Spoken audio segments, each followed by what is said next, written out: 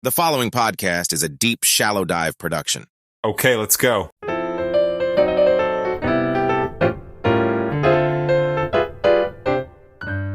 Happy Friday, everybody. Oh my God, can't believe it's Friday. That's awesome, though. All right, I am back. Ray Dustar here, Deep Shallow Dive, and we're going to have some fun today. I've been wanting to actually talk about this for a while, and this is going to be the first episode in probably a couple that I do on these guys, and this one is going to be called the New Kids on the Block, NKOTB. A little Ray D fun fact: New Kids on the Block was the first concert I ever went to. Yeah, I'm admitting it. The first concert I ever went to in my life back in Cleveland, Ohio. I'm going to guess it was at Blossom Music Center or Blossom Theater. I don't even know what that thing is called. But New Kids on the Block actually, I didn't ask her permission, so I'm not going to say her name. All right, anyway, let's move on here. So what I wanted to talk about and introduce is the two guys in the political race that are, causing a ruckus.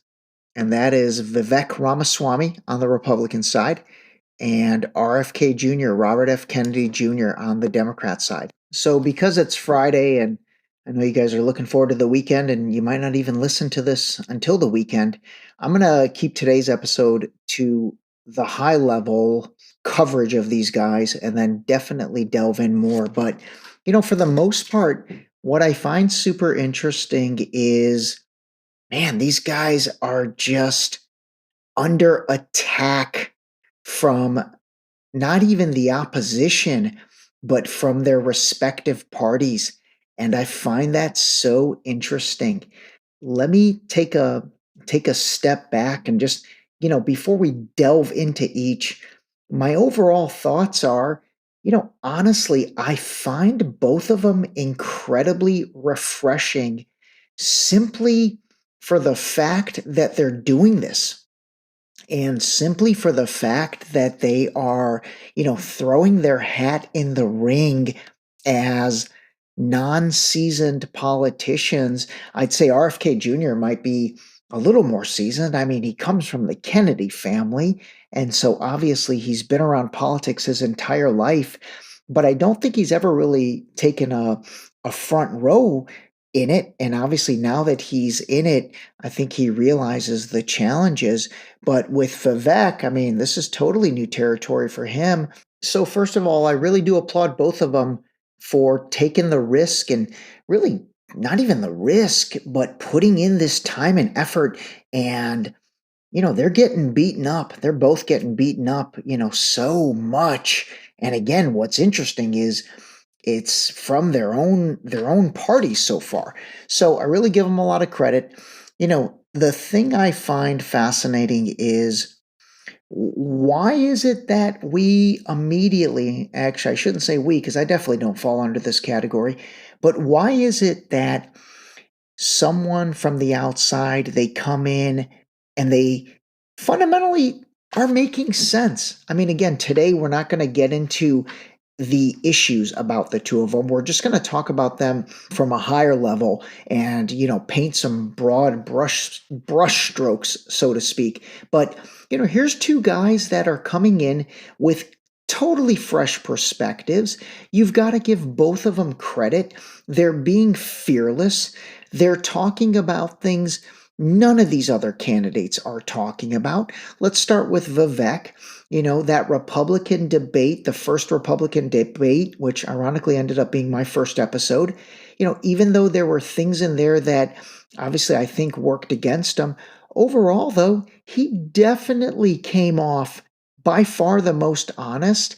And based on all of the post-debate analysis, all of the seasoned political analysts and whatever you want to call those people, they basically said he won the debate and he's moved up in the polls. And for somebody to come out of complete thin air, and, nobody ever heard of Vivek, even though he is a very successful guy. He's 38 years old. He's got success in the biotech space, but fundamentally, nobody had ever heard of him. And he has done an incredible job of leveraging social media, leveraging podcasts, leveraging basically going places that other people would not go. And that's amazing that he's practically polling, coming up on the heels of Ron DeSantis, who not only is the governor of Florida, but, DeSantis has been a focal piece or a centerpiece for the past several years because of COVID. Even DeSantis, prior to COVID, was not really a household name, not across America, but because of, again, we're not going to judge good or bad what he did in Florida. That's not the point of today. But those couple years of COVID from 2020 to definitely 2023, that put him on the map. And now all of a sudden you've got this guy out of nowhere, Vivek, who is, basically giving him a run for his money.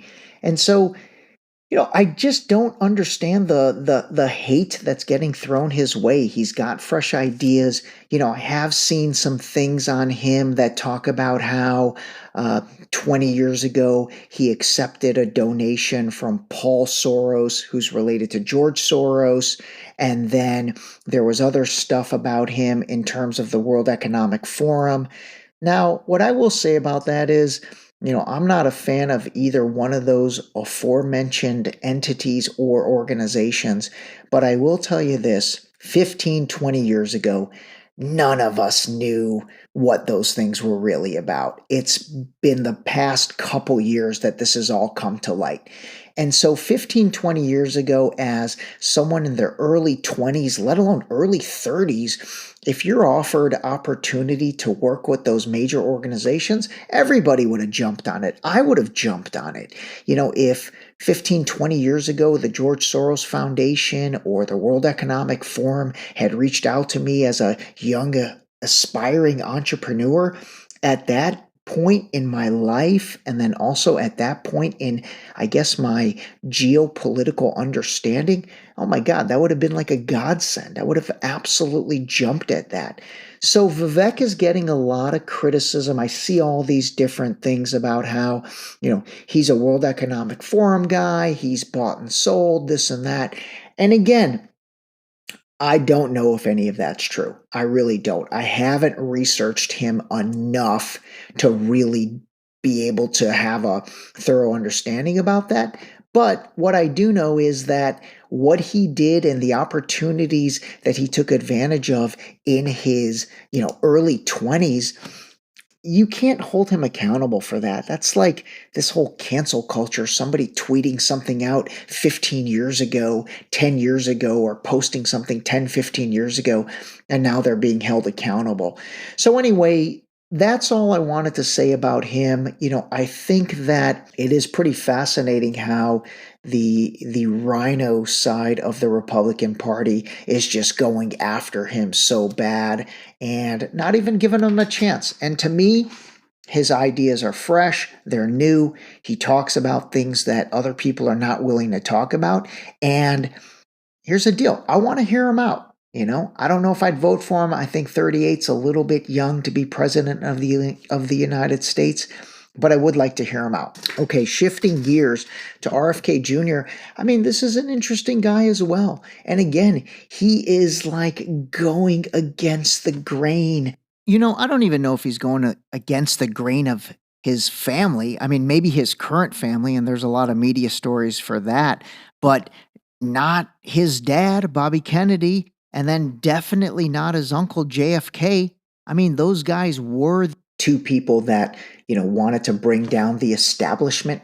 You hear the term the establishment a lot, and fundamentally, the establishment is what I talked about in a previous episode that really went back to what my dad said years ago, where he said that the Democrats and Republicans, they're two heads of the same snake. And at the end of the day, they're on the same team. They're just wearing different uniforms. And I totally believe that. I really do. But I think that ended in 2016 when Trump won. And we're going to get into that at another time. But at the end of the day, with RFK Jr., I mean, again, here's another guy that he's just refreshing. The things he's talking about, the things he's bringing up. I know he's controversial with his various positions on vaccines, but those are even very misunderstood. He confronts them whenever he's asked. The one thing about him that I would like him to, I guess, own a little more, and one thing that honestly, I hate to say this, but it's a fact. It's hard to listen to him because of the issue, which is called spasmodic dysphonia, which is a neurological voice disorder, but they don't know really what causes it. Now, I did hear through very good sources, and I've read certain places that it was caused by a bad flu vaccine that he got, but he doesn't really ever come out and own it, or at least I haven't heard him come out and say exactly what caused it or what he thinks caused it. And that kind of transparency or that level of transparency, I think that would work in his favor big time. Because again, I hate to say it, but it is hard to listen to him. But besides that, I do think he has been forthright about opinions. And like I said, more than anything, it's just another breath of fresh air.